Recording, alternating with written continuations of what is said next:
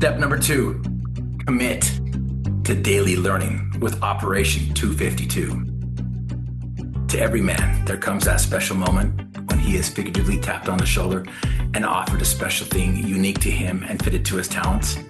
What a tragedy if that moment finds him unprepared or unqualified for the work, which would be his finest hour.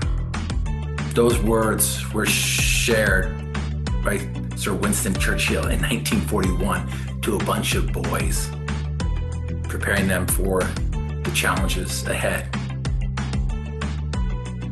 Can you remember? Can you look back in your life and see when you were tapped on the shoulder and notice that perhaps maybe you were unprepared, that you weren't ready for your finest hour? Guess what? There's a do-over. Guess what? You can begin again. You can try anew. And so step number two is to commit to a daily routine using Operation 252.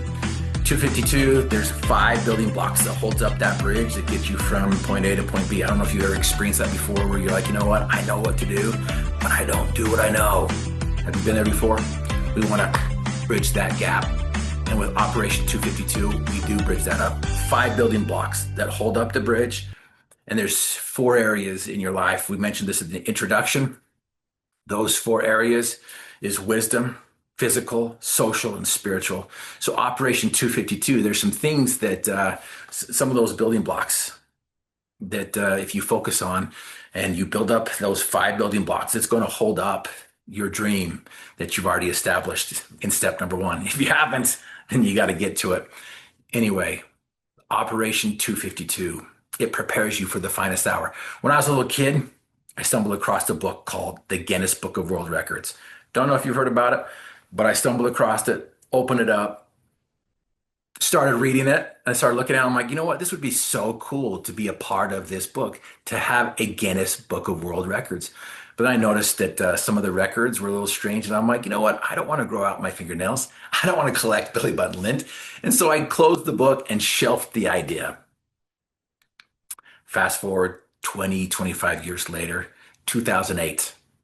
I am playing for the Utah Will and Jazz, the wheelchair NBA team. And every year, the wheelchair NBA kicks off the All-Star events. And it was in New Orleans this year. And Guinness was there, Guinness Book of World Records.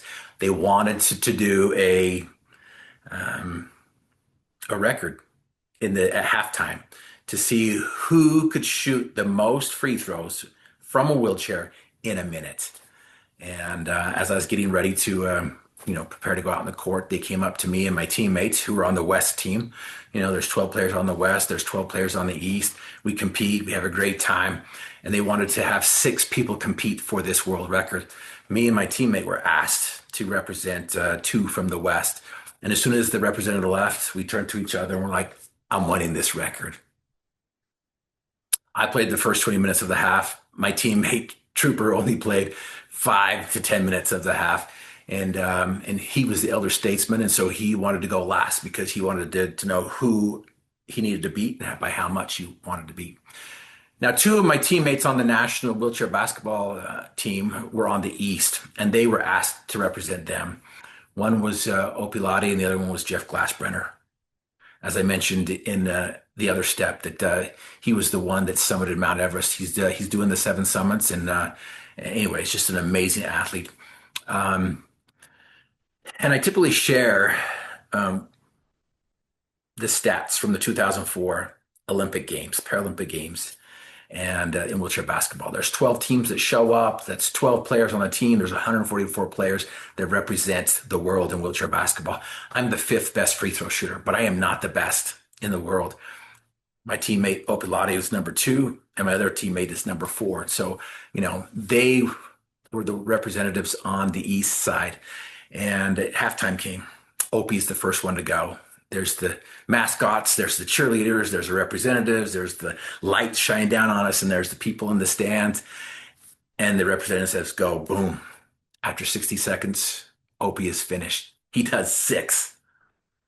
I turn to the trooper and I'm like, either he sucks or this is tough. Opie doesn't suck. Another guy goes up, he gets 6. Jeff Glassbrenner's turn. He gets up there. He improves by 3. He gets 9. Another person goes up, and then it's my turn. Or maybe I was after Jeff. I don't know. I'm the fifth one who goes up there. I get up there.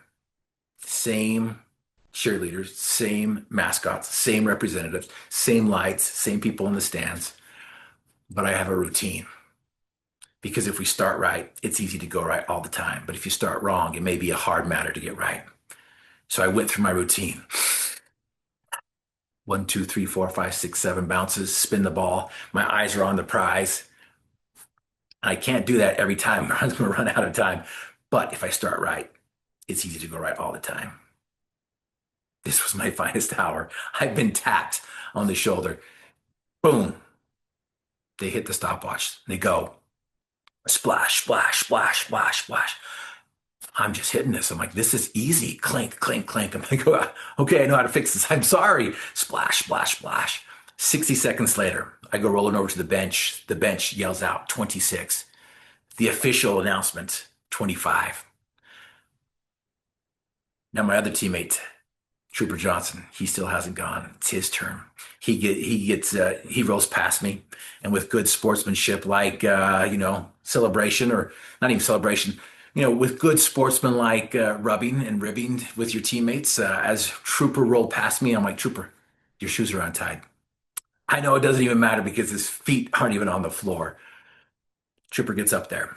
60 seconds begins, and he starts going. 15 in a row, and I'm like, I stopped counting. I'm like, this record is his. 60 seconds is finished. He comes rolling over. I go rolling to him. I congratulate him, thinking that he had won the record. We're waiting for the announcement. We hear over the announcement, 25. We're thinking, shoot off. The representative's like, no, you both get the record.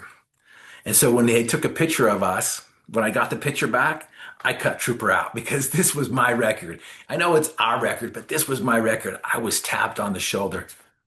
To every man and woman, there comes that special moment when they are figuratively tapped on the shoulder and offered a special chance unique to them and fitted to their talents. What a tragedy if that moment finds them unprepared or unqualified for the work, which would be your finest hour. Operation 252. One of the building blocks is to start a routine. Have your systems in place. Block number 2 in Operation 252 is to enjoy the fundamentals. F-U-N, capital F-U-N, the fundamentals. And the fundamentals for you and I are the 3 R's. Reading, writing, and arithmetic. I don't know why they call them the 3 R's, but it is reading, writing, and arithmetic. Invitation number 2. I want you to read, write, listen to, or watch at least 30 minutes of content that pertains to the development of your dream or skill sets or the industry that you're in, so that you're prepared for your finest hour when it taps you on the shoulder.